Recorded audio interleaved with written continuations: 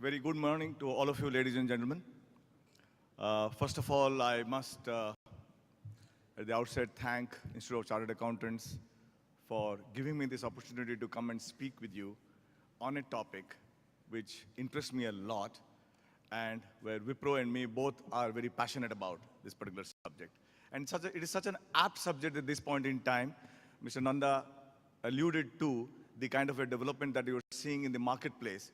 And many of those experiences that you were talking about, despite growth after growth for several years, that we thought that from a Hindu rate of growth, we have gone into a higher level of growth. And irrespective of whatever happens, India will continue to grow at 8 and 9%. Somehow, the reality is now facing us, which is a growth rate of 4.5. And about 2 days back, we saw a report from OECD talking about a growth rate even below 4, which definitely surprises us, and we only hope that they are wrong. But in this world and the speed at which the conditions are deteriorating, we may not find it a surprise if that were to come out to be right. So when you talk about sustainability, look at some of those change, the accelerating constant which has accelerated. Average lifespan of an S&P, and many of us are familiar in this hall of S&P, Standard & Poor's Index, has dropped from 67 years in 1920 to only 15 years today. Why? Because the change is happening at a much, much faster rate. What one experienced a change in the earlier century of 100 years, this century one is going to experience 20,000 times of that. And that is the pace of change. And how companies prepare themselves to be ready and relevant at the marketplace for their consumers and the customers and the economy that they operate in becomes very critical and relevant. And hence, are the companies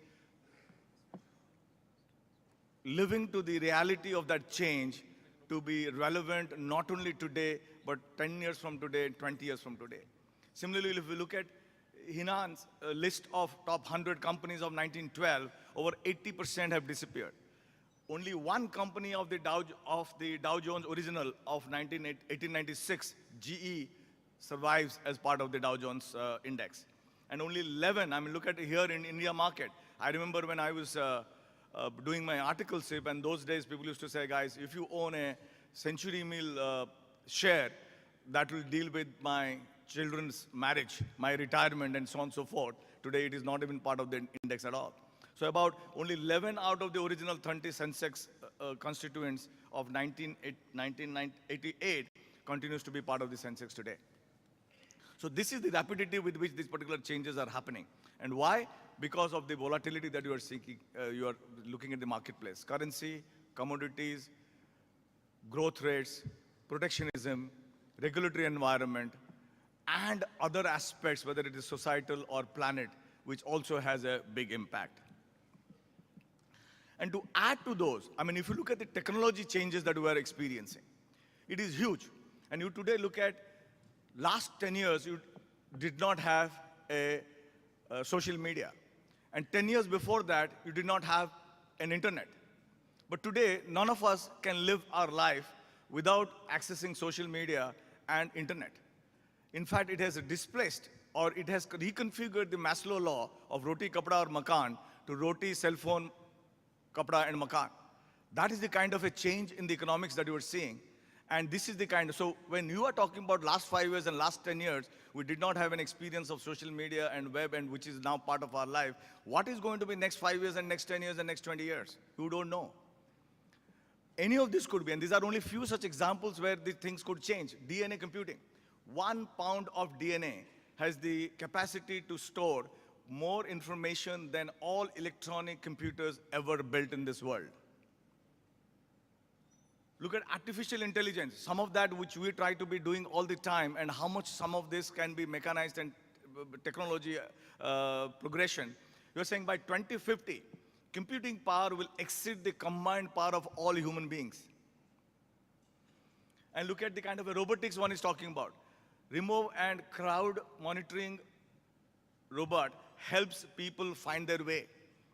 And Google told us how to look at a map Many of us in our earlier days in our life would have talked about a map, north, south, east, west, this latitude, that latitude, and so on and so forth. Today, without that, we can't be in a car and driving from one address to the another address. And now you are talking about a robotic which can do lot many things that today we are currently doing. 3D manufacturing. Xerox has developed a particular silver ink which can be used to print flexible electronic circuits directly onto materials like plastic and fabric. Now today it is a very limited scale. It can happen only on few things which are not of a mass scale, where the cost of setting up becomes very high. But soon, in the next 3-5 years, the speed and the rapidity with which technology, the monies that are being spent in that is huge, and therefore you will see suddenly manufacturing as a concept in the factories, bonded, excise duty, customs duty, SENVAT, etc., may have undergone completely different thing 2020. And similarly, you talk about hydraulic fracturing, you look at how it is doing, what is doing so far as the United States is concerned. Earlier, your exploration was happening like this. Now you are talking about hydraulic fracturing, which means not only this, but also you can do the fracturing exploration in that particular method. As a result of which, suddenly the supply chain, suddenly you got into the pool of supply, a huge amount of oil, which is the shale gas, and therefore now you are expecting US to be a net oil exporter rather than any importer. And not only that, look at the dynamics it has in terms of a geopolitical. I mean, 5 years back, we would have always thought that we will continuously and perpetually be dependent upon the Gulf countries for oil. That may not hold good for 5 years from today, 10 years from today.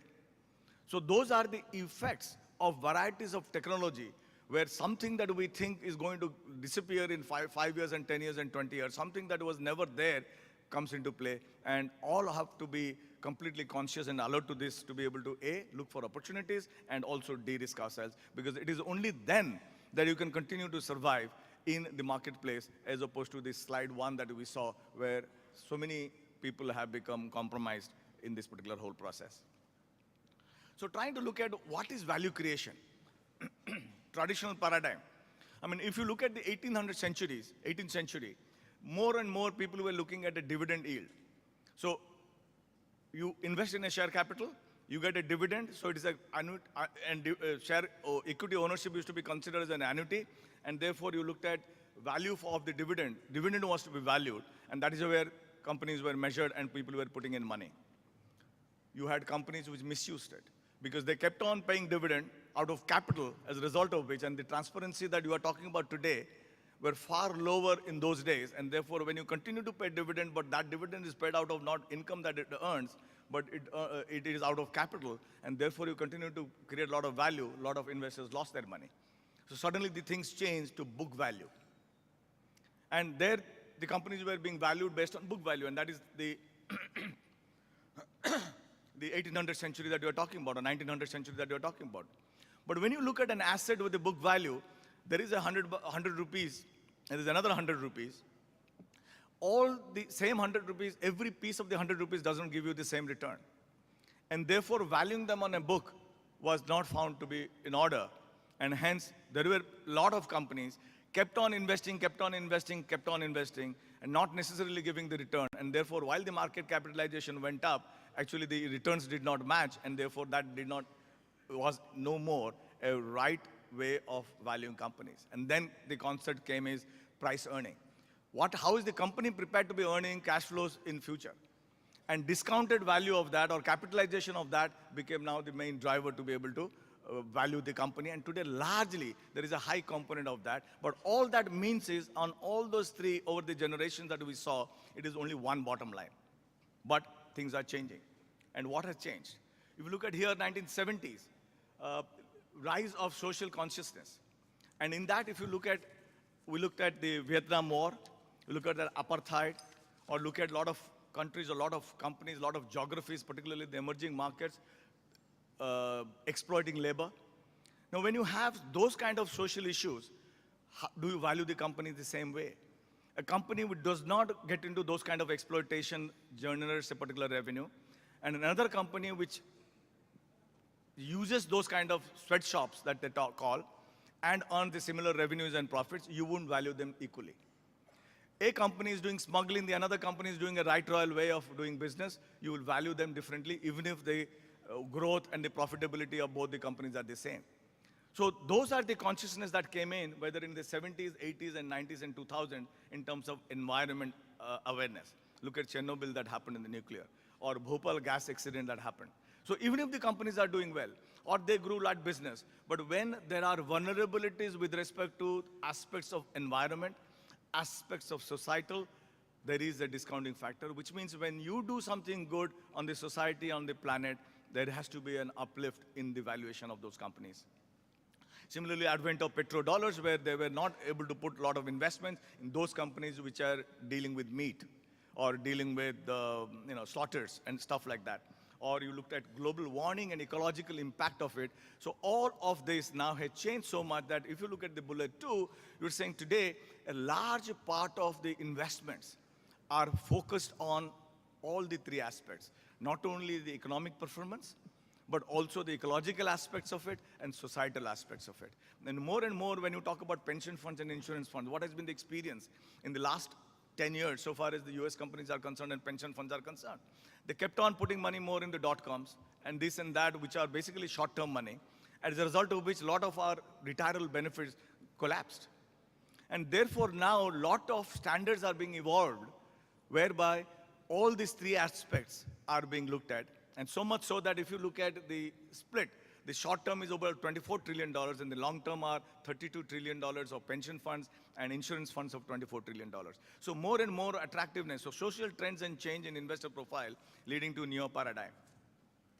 You look at it, it is estimated that a total investment of $3 trillion follows strategies that consider corporate responsibility and social concerns. So it is not good enough to have a business model which generates profit and revenue growth year after year after year, which determines your price earning multiple. But also, how is a particular company looking at all the aspects, and hence money to be put there far more with a higher weightage than the other. PRI as a concept got evolved by the UN, and which is Principles of Responsible Investment.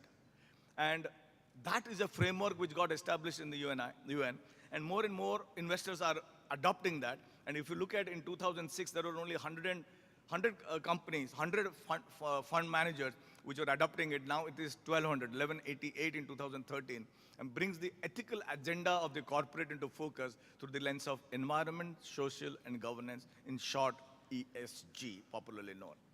Dow Jones Sustainability Index got formed in 1995, and today you are talking about Dow Jones Sustainability Index tracks companies that perform on sustainability indexes, primarily with a view to help fund managers look at this particular assessment and saying that if 3 companies are doing the same profitability, same growth, same revenue, etc., but on the sustainability index, if A is better than B and B is better than C, the fund allocation will be more in favor of whoever is ranked higher in those particular index.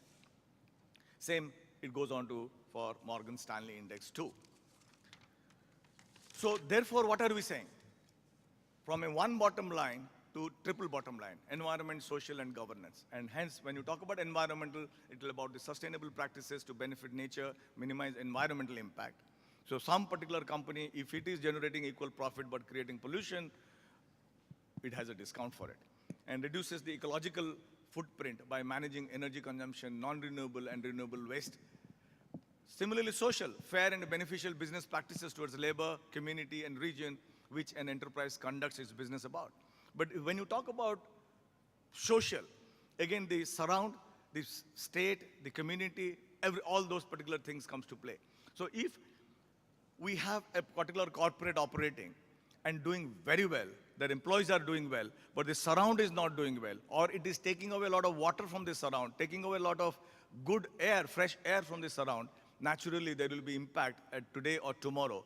And hence, if the companies deal with the societal impact of it, try to neutralize and build more. So if there are mines, and therefore they are doing deforestation or breaking down trees, are they doing something in terms of creating more and more planting of trees? So those are the factors that you're trying to neutralize, and more models are arising out of this in terms of trying, from a point of view of measurement and indexation. And similarly, you talk about governance, which is real economic benefit. stakeholder earned under a framework of compliance to law, regulation, good corporate governance. And good corporate governance is not about independent directors in the board, but when you talk about that, you have employees. Do the employee feel comfortable that they are administered fairness? Are they promised X that get delivered X minus? What about your customers? What about your vendors? What about all your intermediaries that work for you? And therefore, is there a mechanism to be able to get their feedback? Is there a mechanism that what they promise versus that get delivered? Is there a mechanism of escalation like would you talk about whistleblower? Not only for the employees, but also the vendors and also the customer organization.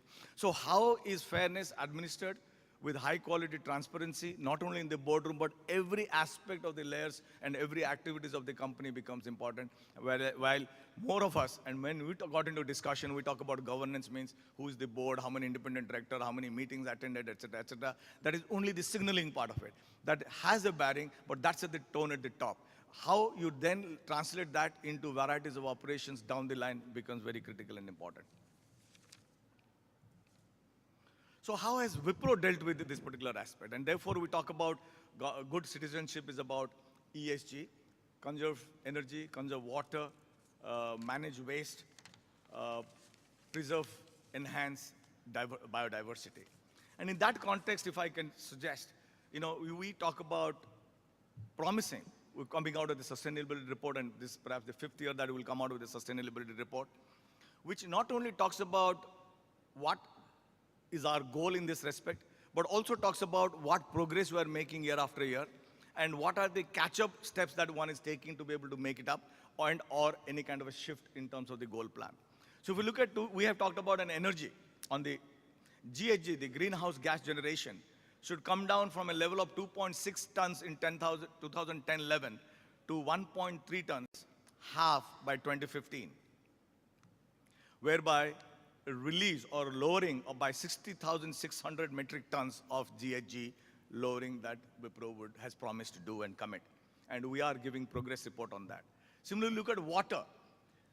Fresh water consumption reducing 5% year after year for all our company consumptions. Talking about biodiversity, at least 5 units which comply with the biodiversity standards by 2015. And to talk about waste, less than 5% of the waste should go to the farmland, should reach the farmland, which means in some form talking about recycling of the waste. And a scorecard, today we have 60% of our water is recycled. Today 92% of our waste is recycled. Today we have all our buildings that has come about the last 5 years is LEED certified. And you talk about 3.86 reduction in the consumption of the waste that has happened. So scorecard, setting a goal and operating on that helps you to be able to take out. Not only that, when you talk about the diversity, we have about 474 people who are disabled. We have about 30% of our people, employee mass, which is women. We have about 98 nationalities as part of Wipro's employee family. And we have about 120 employee advocacy units, which is basically to give the power to the employees to be able to speak up, share thoughts, and what is happening right, what is not happening right, and what is that we could do to be able to overall communicate with the management, do XYZ stuff to be able to improve. Similarly, if you look at the products that we come up with, laptops, they are all GHG reduced, they are LEED certified. E-waste, electronic waste disposal, we have a process around it, communicated to all our customers and everybody in the world so that they avail of those. What do you do for the customers? We help customers smart grid, which is helping them in power consumption, or health and safety consulting. We also provide eco-energy as a service, which means manage power consumption for our customer organization. And today we have something like 300 million square feet of space, which is managed by Wipro across the globe. There are retail companies, banks, there are manufacturing organizations which consume a lot of electricity. And today, typically you find 6% of the revenue goes into those kind of consumption. And if you can make a difference by 1% and 1.5%, it is a big differentiator, not only from a bottom line, but also from a fact of the greenhouse gas generation that it does. And similarly, if you look at from the societal point of view, we're looking at education. We have something called Wipro Applying Thought in Schools, which is helping seeking intervention the way teaching happens in the various schools. Mission 25X, which means teaching about 25 professors who are engaged in teaching the engineers so that the effectiveness of teaching can be much better. And similarly, Wipro Academy of Software Excellence, where you hire or you take on stipend undergrads and put them to an engineering course while working at Wipro on a stipend, as a result of which you become engineers, and so on and so forth. So these are a lot of activities that one does, and as the result of which, we have today, over the last 12 years, 2,000 schools that has been covered, 10,500 educators have been covered, 17 states, and about 800,000 students has been touched in this particular initiative. And therefore, similarly, you talk about societal. You talk about at Sarjapur, which is our headquarters, we have created a community which is coming together and discussing, trying to have a common understanding of our problems, what we think about the surround, what need to be done, etc., etc. And not only that, creating capability to improve advocacy, effectiveness of advocacy. And those are some of those initiatives that we do, ecological, social, and so far as business is concerned, clearly and finally articulated code of business ethics, and there is zero tolerance to some of those integrity issues. You can have non-performance, you can have negligence, which has a tolerance which is not more than zero. But when it comes to integrity, the tolerance is zero. Not only for the employees of the company, but anybody else, whether it is a vendor, whether it is any other people associated, any other stakeholder that the company is associated with. Now, all of that, and similarly, when you look at reporting, we are following Indian GAAP, we are following IFRS, we are listed in India as well as the New York Stock Exchange. So therefore, you are able to communicate and articulate the transparency that you can see in our results. And the data that we furnish is much more than what is required under the Act or required under the statute or required by SEBI. And that puts us significantly ahead of anybody else, any of our peers in India or globally that operate in this particular industry.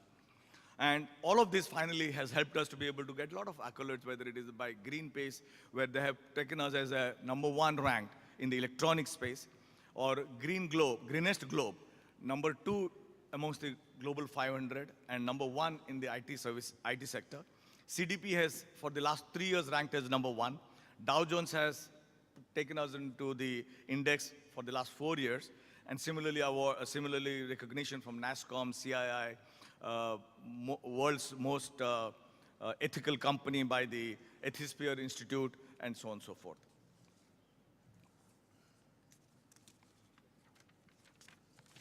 So when it comes to reporting sustainability, a sustainability report is an organizational report that gives information about economic, environmental, social governance to the stakeholders. It hasn't become a law so far as in India is concerned. It hasn't become law anywhere else in the world is concerned. But more and more framework has come. So how we help is we help customers to be able to come up with this particular framework or help them to adapt this particular framework. We have come out even with platforms or